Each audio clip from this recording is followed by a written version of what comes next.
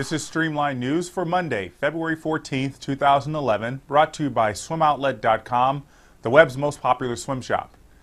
USA Swimming has concluded that Coach Sean Hutchison has not been involved in an inappropriate relationship with an athlete after rumors began circulating to suggest otherwise. USA Swimming hired an independent private investigator to look into the rumors, and Chuck Wilges said in a statement that, quote, "After we received the report, we felt it was important to correct the false rumors." A cloud continues to hang over this year's festivities at the Midmar Mile as the search continues for a 45-year-old man who did not complete the race on Saturday.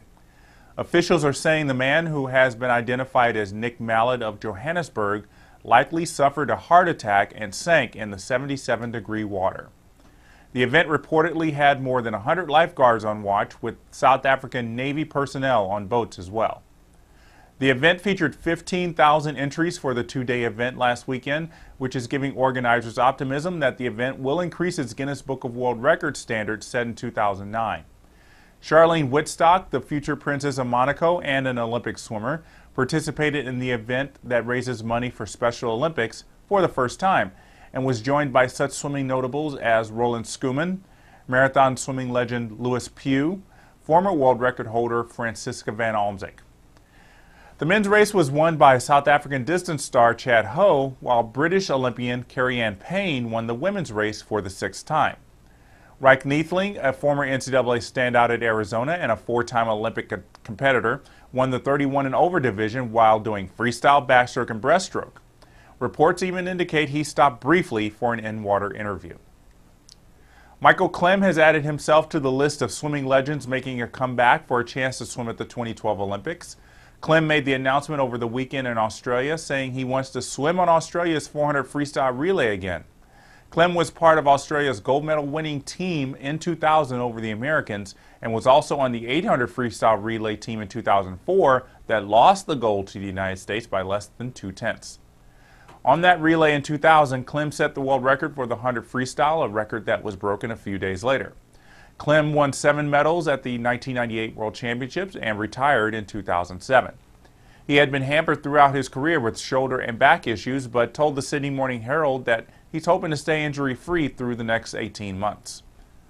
While Clem was making his comeback announcement, Stephanie Rice showed the world she's doing well in her recovery from shoulder surgery last fall.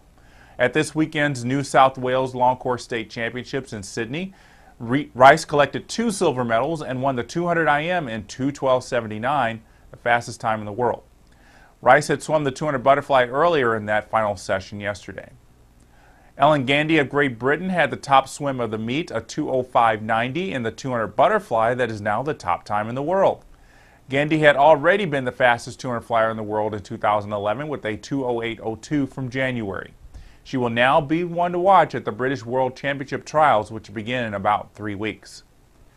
Back here in the States, high school state championships were back in full swing over the weekend, and 3 national high school records were broken at 3 separate meets. Missy Franklin broke Natalie Coughlin's 100 backstroke independent school record with a 52.30, which is still a ways off from Rachel Boetsma's overall national record of 51.53. Franklin also got a little closer to Maddie Schaefer's independent school record of 22.24 in the 50 free with a 22.41.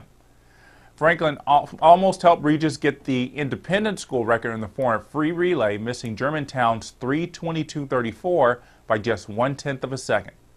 That Germantown record was set in 2006 and featured current world-class swimmer Teresa Crippen and former NCAA distance swimmer Alicia Amaseger.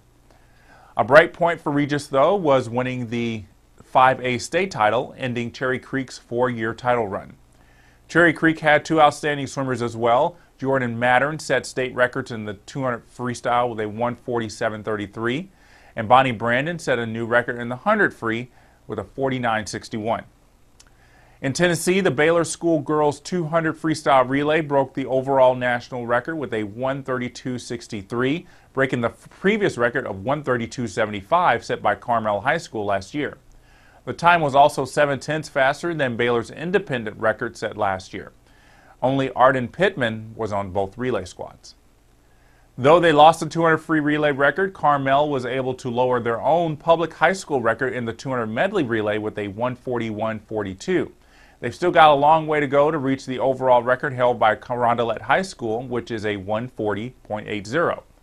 Carmel used a completely different group of swimmers for this year's record, but Carmel didn't have much to complain about this year.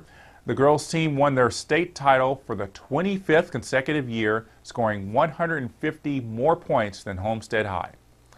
Recaps and highlights from all this past weekend's high school meets can be found at swimmingworld.com. And while Carmel continued its impressive title streak, the Stanford women's team ended a long dual meet winning streak on Saturday when it lost the biggest dual meet of the year against Cal. The Golden Bears were in the lead by just 1 point going into the final race, the 200 free relay. And by winning the race and taking third, Cal won the meet 155 to 145. And in Tucson on Saturday, Frank Busch coached his final college dual meet when his Arizona men's and women's teams defeated Arizona State. Busch, as you might know, will become USA Swimming's national team director in May.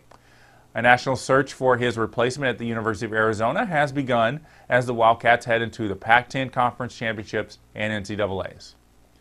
That's Streamlined News for today. Thanks for watching.